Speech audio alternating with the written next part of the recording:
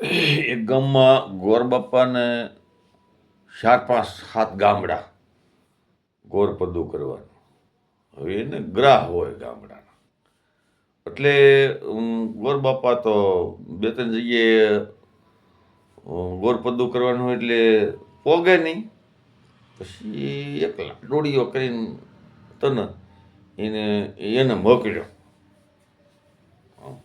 મજૂરી માથે. એમ મજૂર દેખે કે તારે છે ને આ હવન કરી આવવાનો સા, અને થોડો અનુભવ ખરો એને.